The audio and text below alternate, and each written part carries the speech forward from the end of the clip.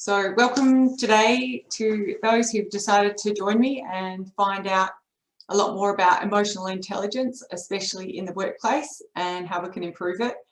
It's an exciting topic, and I think it's one that's really valuable, especially in the workplace. And the more we can understand about emotional intelligence, I think the better the workplace can actually be, and the better everyone can function. So I'm going to share my slides with everyone, and I will go from the beginning, and I will share my screen, so hopefully everyone can see it. So I'll share my screen here. This is my screen here. Now, if you would like to go up into the top right, then you will be able to actually see me talking as well as a screen. So if you go up to the right hand side, you can see the options to actually see me as well as the slides, because sometimes it can get a little bit monotonous with the slides. Anyway, hopefully by the end of this hour you will have expanded your emotional intelligence and find that the relationships in the workplace are working a little bit better, and people are getting on a bit better, and projects are getting completed a little bit better. So a bit about me, for those that are on here that haven't met me before. I'm a PCC, which is professionally accredited business coach, have been for over a decade, been business owner for a long time. I specialise in business planning. Recently published my book, What's Your Plan, for last year. I do quite a bit of motivational speaking for charities and for corporates and universities and banks and people like that. I have come from a long history of sporting, a love of sport, and commitment is my middle name, as I've been married for over 30 years to my husband. So that takes a lot of heightened emotional intelligence to be married to somebody for that long. So that is me. So let's have a look at actually defining what actually is emotional intelligence. So when we talk about the term emotional intelligence, it's quite a new term. It's been a bit of a buzzword over the sort of last 10 years or so. Corporates are now, they're starting to realise how important this trait is for people who are in a leadership role, for dissolving very complex disputes, projects, negotiating, working within teams for complex problem solving. They're finding out that emotional intelligence is crucial in navigating any of these professional problems and any personal relationships that are involved in the workplace. So basically our emotional intelligence, what it does is it helps us to explore the daily social interactions with an understanding of others and how we behave around them. So if we want to be an executive leader or a partner, basically we're wanting to look at saying, how can I improve my emotional intelligence, or some people call it EQ, opposed to IQ, which is standing for emotional quotients. So in the workplace today, it's seen as something as a very valuable trait to have as a leader. So when we look at, okay, you know, what actually is it? Emotional, so how do we know what it actually is? So emotional intelligence, it's actually definition, it's as the ability to identify and manage our own emotions. And these are towards others. It's generally said to include three things. So if we're wanting to look at saying, you know, does someone have good emotional intelligence or not? The three things that we're normally looking at measuring are, one, emotional awareness. That's their emotional awareness. Secondly, the ability to harness emotions and apply them to tasks like thinking and problem-solving tasks. The third one is also the ability to manage their emotions, which includes regulating your own emotions and cheering up or calming down other people's emotions. So when we're looking at this with high emotional intelligence, what happens is close relationships will benefit. You also gain the ability to read other people's feelings easier. It's much easier. Perhaps most importantly, you learn how to identify and regulate your own emotions. So the character sort of traits that you see in someone with a very high EQ, they have high self-awareness, they're keen self-regulators, their inherent motivation is coming from within, they've got advanced social skills, and they've also got a strong sense of empathy. And these are the traits of people that are known as people who have high emotional intelligence. So they're the traits that we're looking for if we're looking at people who have high intelligence. This is what we're looking for. So as you can imagine, if we've got somebody in the workplace and they're high at self-awareness and they're keen at self-regulation and they've got their own inherent motivation and they've got advanced social skills and strong sense of empathy, they're going to be a great player. They're going to be a great team member to have on whatever we're looking at, whatever project it is or whatever contract we're delivering for a client. They're going to be really easy to work with. So that's why in the world today, in the business world today, emotional intelligence is looked at as something that is highly regarded.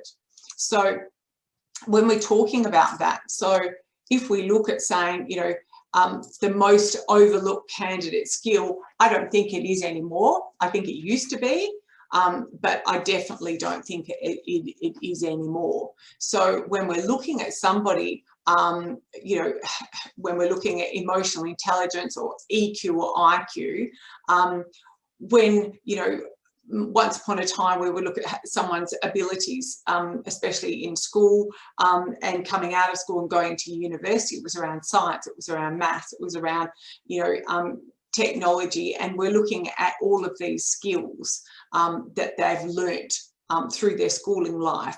But what's happened now is when people are looking at hiring people, they're now focusing more on this emotional intelligence. This emotional intelligence is actually taking a lot more precedence to the IQ when employing someone. So I looked up and found some very interesting facts here.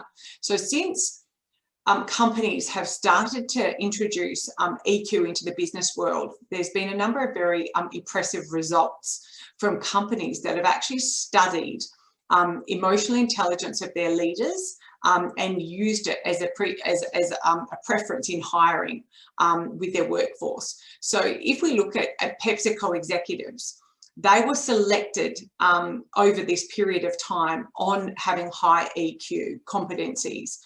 Over that period of time, their production increased by 10%, which was huge. L'Oreal, they basically focused on hiring salespeople with high EQ.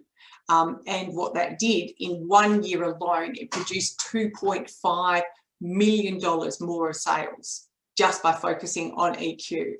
Sheraton Hotel, they implemented EQ in their hiring as an initiative, and they increased market share by 24%. We had an airline, and no, actually, we've got this, the Air Force. This is another one here that I found very interesting, using EQ to screen pararescue jumpers, saved them $190 million, like huge, absolutely huge. So basically those three attributes that allow emotional intelligent people to rise above and to capture the attention of both prospective and current employees. This is what they're looking at, and I sort of talked briefly on them, but this is really what we're looking at when we're hiring people, especially in a management role or sales role or leadership role. Their motivation to improve in all areas. Now, this is something that, you know, is mentioned by Carol Dweck's growth and fixed mindset as well. So this is something that that nature nurture question is put. Is this something that they were born with, or is it something that their parents taught them? So people with high emotional intelligence, they have a motivation to improve in all areas. So this is why these corporates have had massive improvements in production and sales, etc., because this is something that's inherent in people with high IQ. So often you've got people EQ, sorry, people with high IQ, they'll often want to improve in areas around intelligence. So they might go and do another degree, or they might go and do a study in this or a study in that. But people with high EQ, the emotional intelligence, what they do is that they strive for continuing learning, but not just in hard skills, also in soft skills. So they look at developing their communication skills, they look at developing their leadership, their problem solving skills, their time management skills. So they utilize strengths in both skill sets when they take on a project or they take on initiatives right to the finish line. So they have this inherent motivation to improve all of their facets of their being, not just skills that are easily measured hard skills. And these really are people that are clearly defined as people with a growth mindset. They're not people with a fixed mindset. And this can be measured from when they're young children. So whether they're born with it or their parents teach them by their own actions, I don't know. The second one, which is highly regarded in the workplace, is ability to energize and influence others. So in the book Hiring with Your Head, Lou Alder, he talks about his formula when he's looking at hiring, and basically, you know, Alder, what he does is he proposes in his book that the team leadership qualities are so closely aligned with emotional intelligence because it's the candidate's ability to persuade and motivate others. So this easy ability to influence other people, it can be applied in many, many areas of the workplace with successful projects, with company culture, with company sales, with you know, timing on projects completion, etc. So this second ability, the ability to energize and influence others, is huge when hiring, and it goes hand in hand with emotional intelligence. The third one is the ability to handle leadership challenges. Now, the element of team leadership above must include ability to handle leadership challenges that inevitably surface. So whether it's a challenge that is through conflict resolution or quick problem solving, one of the attributes of people with high IQ is to always remain calm under pressure, but also this attribute is heavily aligned with them being able to deal with conflict resolution and with disputes in the workplace. So you imagine, you know, if we're looking at a huge corporate organisation like some of the ones I just mentioned, and we look at starting a strategy, a leadership strategy, where we're focusing on people with high emotional intelligence, if we're finding in this study that these three areas are very, you know, common denominators with these people in leadership roles that have high emotional intelligence. One, motivation to improve in all areas of themselves. Two, ability to energize and influence others. And three, ability to handle leadership challenge and conflicts. How much easier are they going to be to work with? How much easier are they going to, you know, take the company from where it is to where they want to go? So absolutely massive, massive difference it makes when we hire focused on that. So if say you're looking at having an interview and you're thinking, okay, this sounds great, but how do I do it? How do I do it in an interview situation?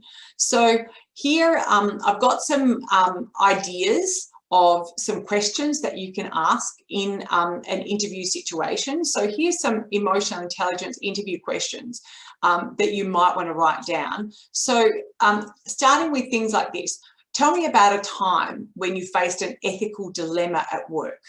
How did you deal with it and what was the result? So easy question to ask. We want people to open up in the interview and tell us how it went. So I'll repeat that again. Tell me about a time you faced an ethical dilemma at work. How did you deal with it and what was the result?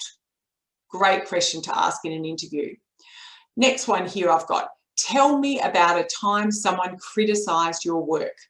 How did you respond and what did you learn? Great question. Tell me about a time when someone criticized your work and how did you respond and what did you learn? Now, the next one here, how would you resolve a dispute between two colleagues?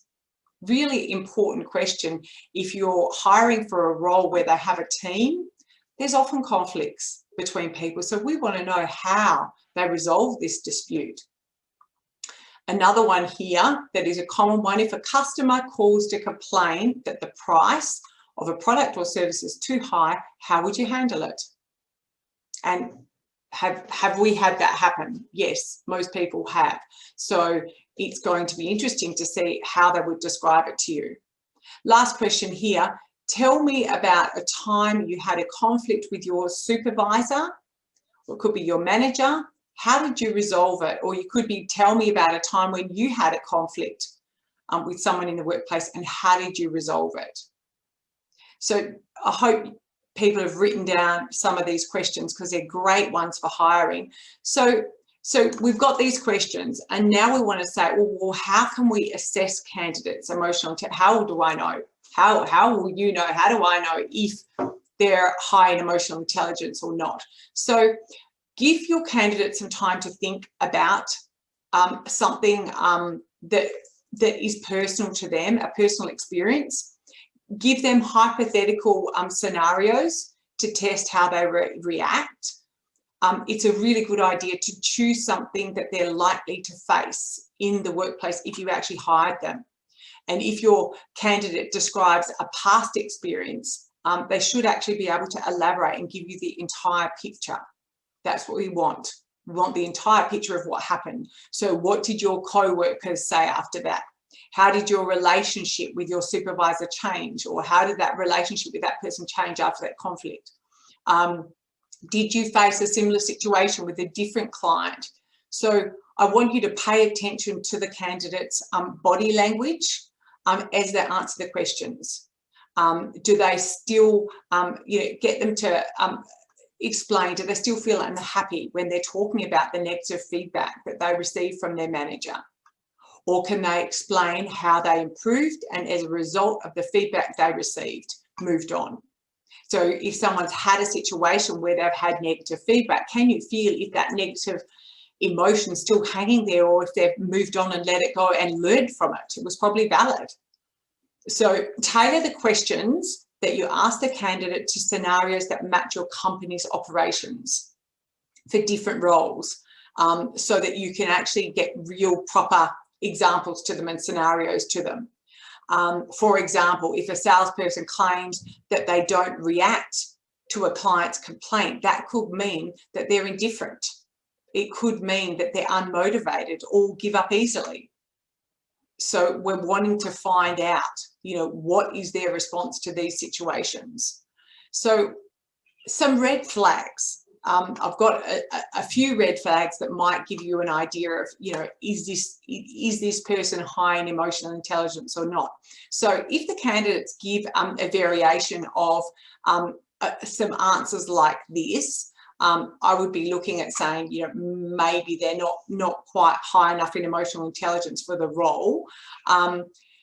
Something like, if we're looking at, say, if they say something like, I had a disagreement with a colleague on a project, but we sat down and it's got discussed and resolved. So very canned, just no details, no specific, nothing from no learning or anything like that. We're wanting to have detail. oh yes, we had a problem, but it all got resolved. So we want some more details. So short, general answers like, oh yeah, I stay calm under pressure. Oh, I'm good at collaborating with people. These are too vague. We need details. We need reasons and evidence and explanations of why do they feel they're good under pressure? What's the situation that happened that makes them say they're good under pressure? Criticising or accusing supervisors or co-workers, this is a bit of a red flag. Candidates who criticise others, they may lack a lot of self-assessment skills. They may be someone who avoids taking accountability for their actions. It could be also a bit of a red flag if they're very negative about everybody in their past workplace. But we're really wanting them to explain how they learned, how they actually dealt through it and what they went through it, you know, how they got through the other side, and watch their body language. The last one here is contradictory body language to signals. So candidates who seem uncomfortable answering emotional intelligence questions or who demonstrate poor impulse controls, they don't usually perform well under pressure. So there's some things to just really take note of. How I had a situation where, you know, I said to somebody, you know, what had happened in their previous employment, and she'd said that, you know, the job wasn't challenging enough and that's why she wanted a job with more challenge, and so she left. When I rang and spoke to the business owner, they'd said she'd been sacked because she had a drug problem. So, you know, she just said, oh yeah, I wanted more. She basically said what she wanted. She thought that I would want to hear, which was, I want more challenge in my job. So totally canned response. So I hope those questions give you some ideas of how you can actually plan your interviews around gaining an understanding of what's their emotional intelligence like, what's their EQ level at, and improve it from there. So when we're looking at saying, how can we look at improving our own emotional intelligence? One of them is actually looking at starting to label some of the emotions that you're feeling and actually understanding them. So unlabeled emotions, they often go misunderstood all the time. And this can often lead to irrational choices and also counterproductive actions. So people with high emotional intelligence, they actually master their emotions because they actually understand them, and they use words to describe them to others in ways that are very specific. Yeah, as a reverse, I think my husband has one emotion, which on the negative scale, which is anger. He just reverts to anger. If something goes wrong, he reverts to anger and goes, I'm angry. That he doesn't have any idea of how to describe his emotions. He's happy or angry. That's it. So let's look at this. So for example, when many people describe their mood as a bad mood, emotionally intelligent people will really get a lot clearer on why they're feeling like this. So they might be talking about, I'm very frustrated. They might be saying, I'm disappointed, I'm feeling anxious, or I'm feeling irritable. So what somebody with emotional intelligence that's heightened does is they get very clear on descriptive emotional words that can share with themselves and other people with how they're really feeling. So they're not just happy or sad. They're not just in a bad mood or a good mood. Because what this does, it enhances your connection with your emotions and those around you.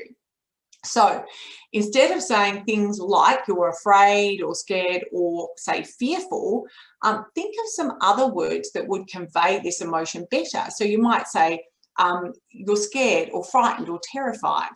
And somebody that's not got good emotional intelligence, they might just be in a bad mood.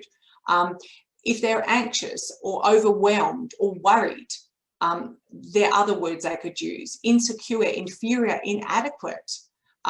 Submissive might be, explain to people that they're feeling insignificant or worthless. Rejected, alienated, inadequate, humiliated, ridiculed, disrespected. These are all all words that might be replaced instead of someone just feeling bad or someone in a bad mood. Also, you know, other words, oops, that might help. Sorry, I just flipped over there. Other words that might help to describe emotions, to increase your emotional intelligence. If you're feeling uncomfortable or messy about words that you're trying to find, things like, you know, disapproving, judgmental, loathing, disappointed, you might change that to, you know, something like, you know, you're repugnant.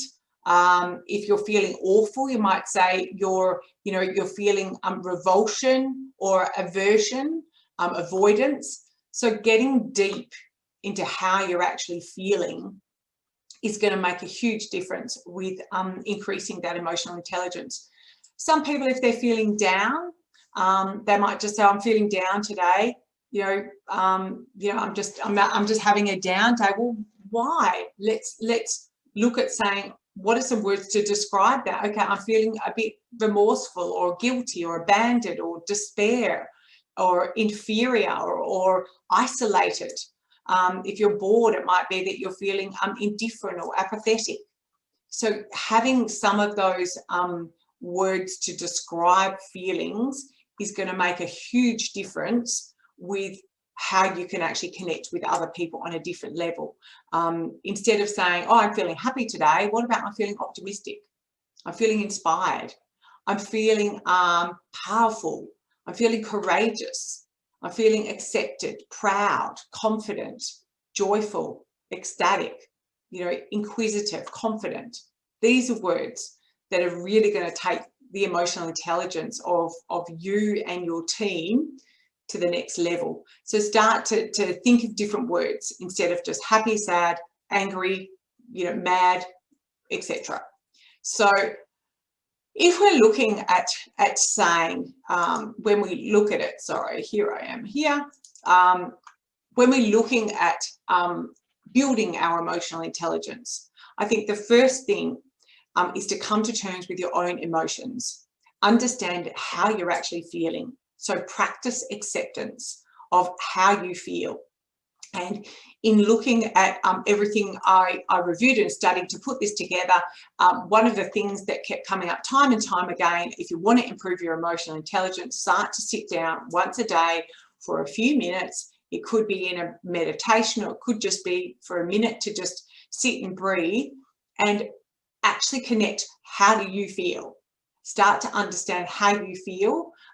And practice accepting how you feel. Think of it as a brief meditation or an act of self-care. Just allow yourself the space to touch with yourself and your emotions. So once you've done this, it'll become second nature. You'll be able to understand your own emotions and your own traits and what starts to affect it. So expanding that emotional vocabulary will help you to communicate effectively with yourself and with those around you, with how you're actually feeling.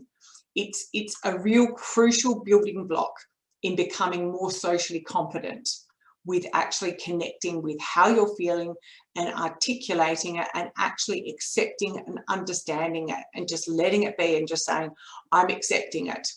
So instead of swearing at a computer when it freezes, saying something like, or, often I'll hear, somebody shout out, a swear word. And I think, oh, what's happened to the computer? I'm frustrated, with this computer. It keeps, breaking down on me. I'm worried that I'm not going to get my work done, or I'm worried that I'm going to lose the work I've worked on, instead of just swearing and screaming. By actually articulating it, it means that you are connecting more with yourself, with how you feel, and with the people that are around you in the workplace. Instead of them getting frightened by someone swearing, they're saying, okay, yeah, I understand. This person's frustrated. Their computer's just crashed again. They're worried they've lost their work. Okay, I can connect with that. So that's the first thing, is just let it go. Understand that everyone goes through these emotions, but actually name it and feel it every day, what those emotions that you're feeling, because we all go through a roller coaster of different emotions. So don't judge it either. just give yourself a break. If you're feeling grumpy or something like that, don't judge your emotions. It's okay not to be happy all the time. It's actually healthy. Sometimes it seems like everyone else is doing fantastic and that you're not, but we all go through these waves of emotions. So please don't dismiss emotions or feelings before you've had a chance to think it through. Give yourself a break. So if you're feeling a certain way that affects you, take time to think, okay, what is causing this emotion? It's okay to have different emotions, down ones and up ones. But just give yourself a break. Make sure that you accept it and understand it. Sometimes we can find there is a connection between the feelings and the things that are happening when they come up. And the best way to do this is consult with a psychiatrist if you need somebody to help you through a challenging time. But to begin doing it yourself, assess your current emotional state, and take note of what is going on in your mind. Maybe jot it down in a journal or on a pad or notes or something like that. If you've got a good memory, take mental note. But I would recommend to write it down. Why are you feeling like this? Why is this employee making you feel like this? You can also enlist a friend or a partner to talk about it and say, this is what I'm feeling when I'm working with this person, or this is what I'm feeling when I'm working with this client. And it's coming up time and time again. Yeah, and go through it and start to actually name it and understand it. Sometimes just saying how you feel and discussing it with a friend and saying out loud, it can really help to analyze, identify it, and work out, why is this causing you discomfort? Why is this happening? It's really important. So if you find that you're holding back tears at work after a certain conversation with somebody that's happened time and time again, we want to find out, okay, is this coming from something that's happened in the past where someone's made me feel like this and they're just coming up again? And so I'm just going back into that emotional state. Why is it happening? And working out, okay, what can we do to go forward so this doesn't happen all the time? Is it a deep-rooted insecurity? What's causing it? But if you don't sit down to take the time and actually think deep as why this is happening and when the triggers are happening, you're not going to be able to go forward and step up to that different level. Connect with your feelings and thoughts and feel for anything unusual. Why do you think that this is happening? Recognize that you're experiencing an emotion, pardon me, for a reason. If you're analyzing and assessing your emotions, it's always normal for contradicting thoughts to pop up. In psychology, they call it cognitive dissonance. But often when you get cognitive dissonance, this is happening right before you have a big paradigm shift. So if you're feeling uncomfortable with why you said something or why you're feeling a certain emotion, and then all of a sudden you've worked out, this is the same pattern that's happened before, time and time again. I've found this. I had a boss many years ago that used to drink at work and get drunk at work and get quite aggressive. So in a job after that, I had someone that started to drink in the workplace, and I found myself getting emotional and getting frightened. And upon thinking about it, I realized I was relating back to the time when my boss had got drunk and started to drink at work in the afternoon and started to get angry and shout at people.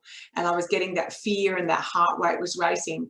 And that was coming from my past job. And I had to identify it and work it out. And then I broke through that, because the feelings, I didn't need to feel them with that person. It was not related to that person. They weren't displaying the same behavior, but I actually acknowledged it and then moved forward. And that's what often happens when you have a contradicting emotion with the feelings of what's going around. You can often get a breakthrough from that. So the other thing also to be aware of is that there's always things going on in the world that can cause emotions to rise. So when we listen to, like, if we look at the news at the moment, looking at different countries and what's happening in different countries, it's often a great exercise to just soak up how you feel and how that makes you feel when you're looking at those different situations. So listen to the thoughts or the feelings as you would witness them in, say, a courtroom or something like that. Just pay attention to every thought as it comes into your mind, even if it doesn't fit with your normal perspective. This exercise is basically an exercise in helping you to better understand and navigate through emotions of other people and why they express feelings in those ways. So we don't always feel the same way as everybody else does. But if we take the time to start to really look and understand different people's situations and accept the feelings of them as valid feelings, it's really crucial to increasing your emotional intelligence, because we want to understand how do other people feel, and looking at the world and looking at news and just trying to actually look at how those people are feeling and feel it is going to be a huge exercise in stepping up your emotional intelligence to the people that you're working with, or the people in your family, or the people that you're negotiating with. So it's a great practical learning platform to getting up to the next level. So often your body also gives you a lot of clues. It gives you a lot of clues to your unconscious feelings. A knot in your stomach when you're nervous or stressed. Butterflies around people if you're a bit scared or something like that. Sometimes people get a lump in their throat if they're feeling mentally exhausted or something like that. Some people, if they're feeling nervous, might be ready to be bursting into tears. So your body is a really great way to gauge how you feel. Your physical feelings, they are legitimate indicators that people bring attention to feelings that your brain wants you really to address. So if next time you feel an unfamiliar or uncomfortable sensation, really take time to assess how you're actually feeling emotionally and why that's happening. Why you're getting this physical reaction to the smell of somebody, to the room, to the situation, and actually acknowledging that. And then you can use that knowledge to see how other people are reacting in situations that have got similar physical reactions. I've seen people in meetings just lock up with nerves. I've seen people sweat profusely with nerves in different situations. So, and also sometimes people will go to jump to aggression in situations where they're feeling confronted or nervous. So being mindful of your own body and how it performs will then give you the next level of emotional intelligence with watching other people's body and how they perform in different situations when you're working with them. So I've mentioned this before briefly, but it is a huge a huge benefit as far as psychology goes. They're always talking about, write things down. Really important to write things down. It's hard to process emotions, and sometimes they can get overwhelming. Sometimes a way to move through an uncomfortable feeling is to address it head on and actually just write it down and articulate it. It might not seem like much, but it is very incredible at how much stress can be relieved and how much clarity can be gained by just writing your thoughts down and just taking all that pressure, and it just relieves all that discomfort by actually releasing it and writing it down. These notes, they don't have to be legible or correct, and they can be just private for yourself, and don't think about them too much. But the physical fact of actually just getting them out and writing them down can make a massive difference. You'll be really surprised at how effective you can use this tool with just actually using a piece of paper to get these emotions out and put them down on paper when you're overwhelmed. Massive. And sometimes people they might blurt out things that they actually regret later. But having this skill of taking the time to write them down can make a massive difference. And it can increase your emotional intelligence massively by looking back at them as well and looking at, oh, wow, I was really in a state then. That's how I felt when I was going through that challenge or whatever. And that will help you to learn more about other people's challenges too. So when we're looking here at empathy, empathy is a real key to increasing emotional intelligence. And often it's very easy to fall into an opinion bubble, which is often the call of the echo of everybody else. So when we only get news and opinions from people who always have the same perspective, we often miss out on learning about the viewpoints of other people. So when we block out or ignore the way others feel, we're missing out on practicing empathy, because everyone is feeling the same and everyone's agreeing. So it also, what this does, it limits us from actively working on understanding different people's perspective. And it's actually missing that empathy piece that people with high IQ have bucket loads of. So people with high IQ, they use their empathy to listen to lots of different viewpoints without judgment. Now, I know I was cheeky by saying my husband has one emotion where he turns to anger, but one thing that I do know is he's very good at listening to other people's viewpoints. He'll happily have a discussion with someone on a different viewpoint and finds it very interesting to hear of different people's viewpoint without judgment, and then make a decision that makes the most sense to you. This also allows people not to succumb also to emotionally charged arguments. They're very diplomatic and they're very open to listening to people's different viewpoints. So to build your empathy muscle, think about anything that you feel very strongly about. Then ask yourself why you feel that way. And then also ask yourself why other people would have the opposing view. So understanding the root of your emotions and passions is essential to breaking down why you react to the things the way you do react to. So it's really important to ask yourself, why do you feel so strongly about that? And why do other people feel so strongly of the opposing view? Because then this is going to be key to building that empathy piece, that empathy muscle that is so very, very strong with anyone with high emotional intelligence. They can quite easily sit down. You'll hear, you know, someone, often you'll hear the talkback radio person will have a great discussion with someone with a totally different viewpoint.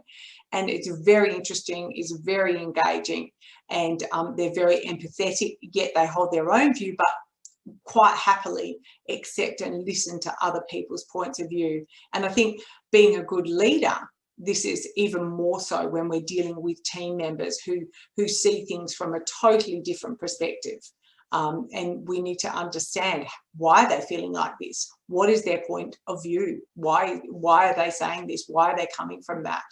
And we've got to be able to sit in their seat and feel what they feel physically and emotionally. And logically, all of it. So if we're looking at being more accepting and, you know, emotionally, we're going to have to look at shift the way we think as well as our perspective. It's going to cause us some discomfort. When we start to do these exercises, it's going to be really uncomfortable. So if you do want to be more accepting and emotionally increased that emotional intelligence, be prepared to get a bit uncomfortable. You know, there's a lot of things that you won't understand about the way people feel, different ways that they feel, but by actually listening to them and accepting some of that cognitive dissonance that you're going to get in your brain, you'll be very surprised to hear, okay, there's a lot of different points of view out there that I don't know about. There's a lot of different points of view. There's a lot of information that I don't know. What don't I know yet about this? We can't see everything in front of us. So be very open to being very uncomfortable, because if you want to increase your emotional intelligence, there's going to have to be uncomfortable conversations, and there's going to be have to be a lot of uncomfortable awareness situations where you're really hearing and listening to someone's point of view. So in finishing up, what I've come up with is the top 10 ways to enhance your emotional intelligence.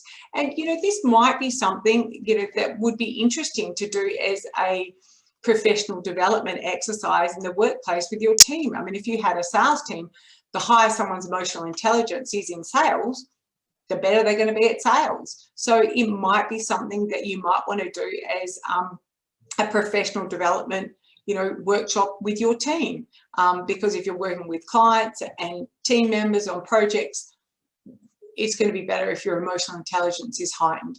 So these are the top 10 ways. So I've got here, number 1, don't interrupt or change the subject.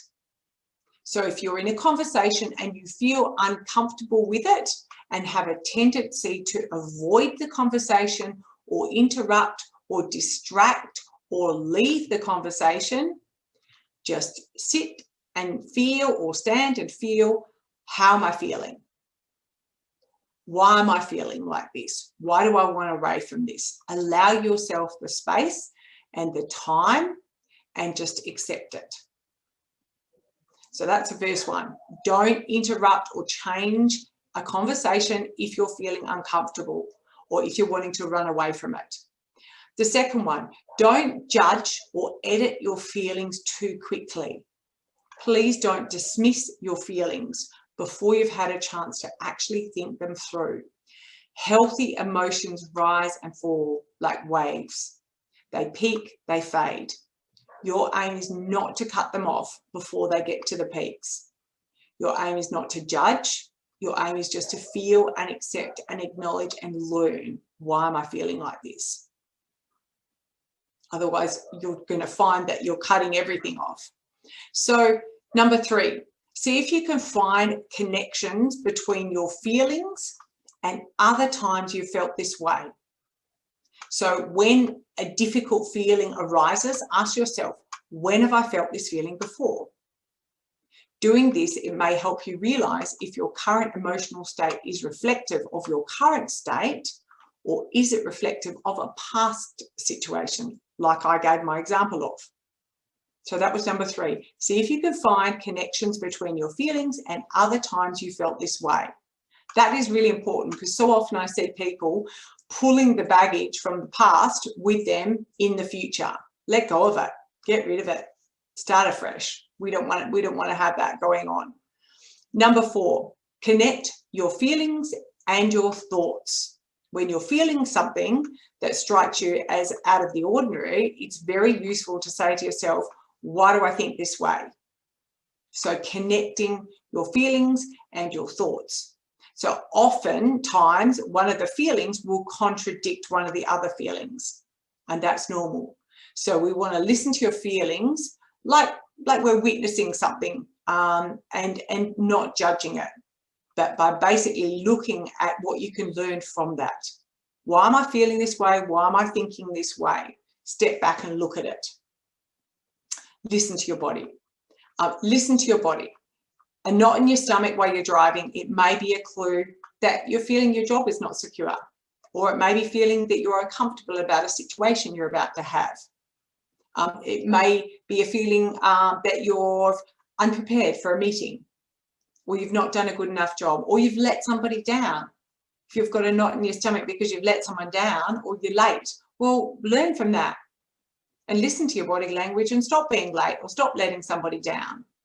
So listen to your body. Don't ignore it. It's there for a reason. It's a clue.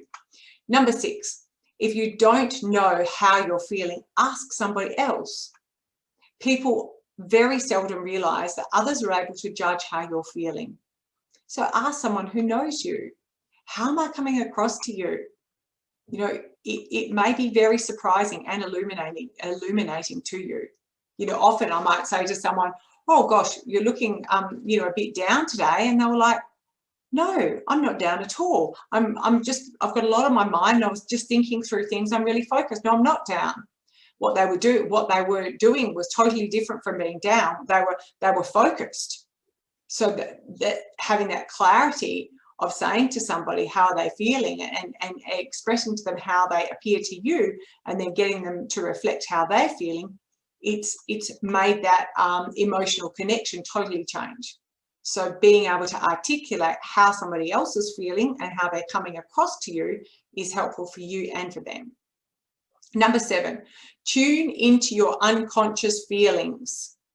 So how can you be more aware of your unconscious feelings? So basically, try associations while you're in a relaxed state. So allow your thoughts to basically roam freely and watch where they go. Analyze your dreams, keep notebooks, keep a pen beside your bed, pay special attention to your dreams that repeat. Are they charged with powerful emotion? So that's how we can tune into our unconscious feelings. So they can sometimes surface. So if you're aware of your unconscious feelings first, then you can be aware of them before they actually surface. Number 8, ask yourself every day, how am I feeling today? How do I feel? Rate your overall sense of well-being on a scale of 1 to 100 and write the scores in a daily log. How do you feel today? If your feelings seem extreme one day, take a minute or two to think, is there anything associated or connected to this feeling? I had extreme feelings of excitement with my son and his fiance moving back from Melbourne to live in Perth. They were extremely high excitement feelings. And then on the total opposite, I had anxiety because my mum was going in for surgery the day before. So we've got total opposite feelings, but I knew why I was feeling that way. Number 9, write thoughts and feelings down. Research has shown that writing your thoughts and feelings down can have a profound effect. This simple exercise can make a massive difference. Number 10, know when enough is enough. There comes a time to stop also looking inwards, and it's a time to shift your focus outwards. Studies have shown that encouraging people to dwell upon negative feelings and always be looking at themselves, they can be a little bit self-obsessed. So what we're wanting to do once you've started to really understand yourself and your own emotions, start to look at other people more and how you can help other people and connect to other people's emotions more. And you don't need to be focused so much on your own internal. These top tips have come from the book, The Emotional Revolution, which is all about harnessing the power of your emotions for a more positive life. So I hope those top tips have helped, and I hope you've written them down. The top tips in increasing your emotional intelligence, and I hope I've given you some tips. There's a lot of work that can be done to increase it, and it's going to make a huge difference in the workplace. And I really thank you for taking the time to work on yourself and develop on your own mindset and your own emotional intelligence. And I'm sure will make a huge difference in the workplace if everyone decided to work on increasing their emotional intelligence. Lastly, if anybody would like to have a one-on-one conversation with me, I'm more than happy to. I've also got my book here if you want to learn more about, working better with people. I will stop sharing now. So I'm happy for people to contact me directly if I can help in any way. And I hope it's been of value, learning about different things that we can do to develop our emotional intelligence. But it's a really powerful tool that can transform a business and also transform relationships as well. So I hope that's helped. And thank you for everyone for joining me. And if you've got any questions, feel free to email me personally, and I'm happy to help. We've run out of time. Thank you.